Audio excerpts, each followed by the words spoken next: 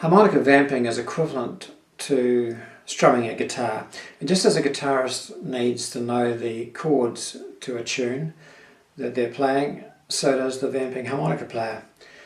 With blues this is quite straightforward because there are only three basic chords, 1, 4 and 5, and the format is pretty well standardized. There are literally thousands of tunes written in the 12-bar blues form.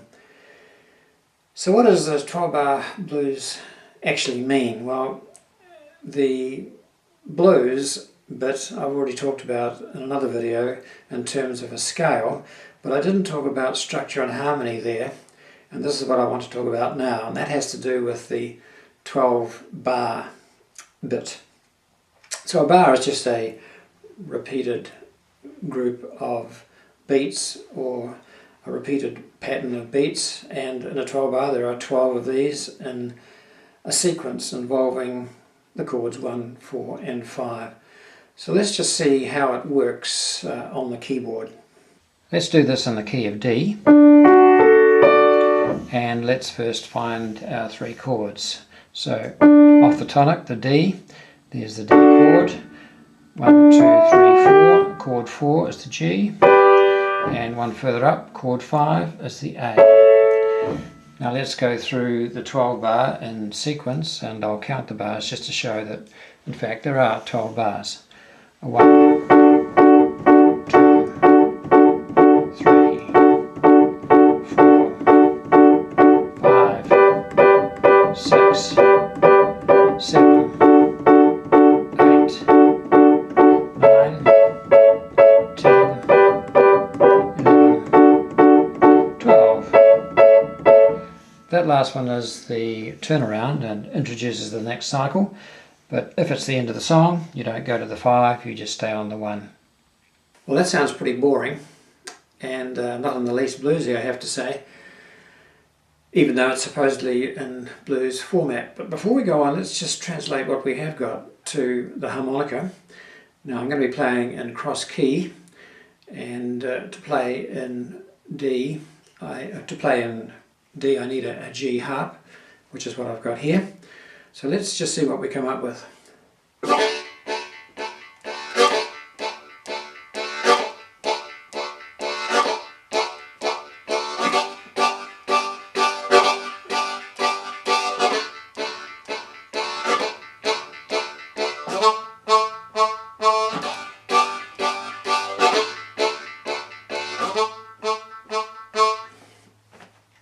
Again, pretty boring, and even worse, you'll notice that I couldn't play chord 5, and that's because if I try, it's very dissonant. Here, this is the position it would be in, and that sounds pretty terrible. So what you can do instead is just to play the root of chord 5, which is the bottom whole draw, and while playing it low, it gives it some grunt, even though it's not a chord. But not particularly bluesy, and we have some way to go. Let's go back to the keyboard now. So let's go to the next level of sophistication, which is to try and make these chords sound a little more bluesy. What we'll do is turn them into sevenths. So instead of playing the simple triad for the D, we'll turn that into a seventh. So we're adding that note there, and we notice that it's the blues seventh because it's going down 2 semitones from the tonic.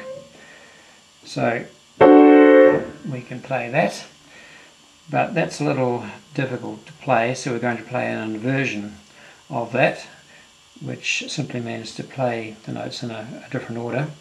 And you can hear that that is basically the same chord, even though I've left the third out.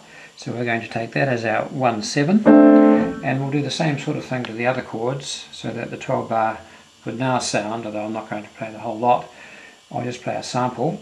It'll sound something like this with the other chords. So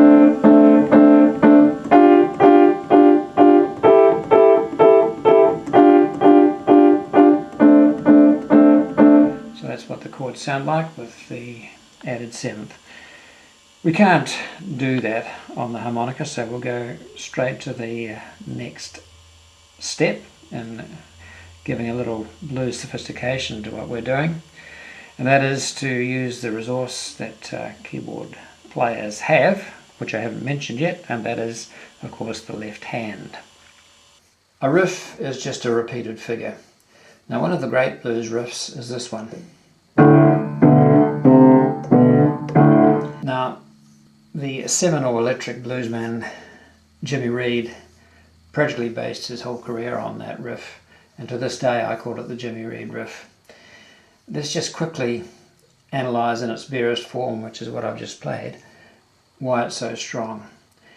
If we look at it in detail, it goes D, A, D, and essentially that is chord 1 without the third. It goes up to there, which is chord 4 without the root, and finally to there, which is chord 1-7 without the third and the fifth. So harmonically we've got 2 of the 3 chords, chord 1, and the other chord is chord 4, which is the strongest chord after 1 and 5. So harmonically very strong. Not only that, we have the keynote D pounding away in the bass right throughout, and finally we have this stepwise motion. Steps are strong in music. They appeal to our sense of aesthetic logic. So for all those reasons, and probably a few less tangible reasons also, this is a riff that greatly appeals to blues lovers. Now, can we take it over to the harmonica? Well, yes we can.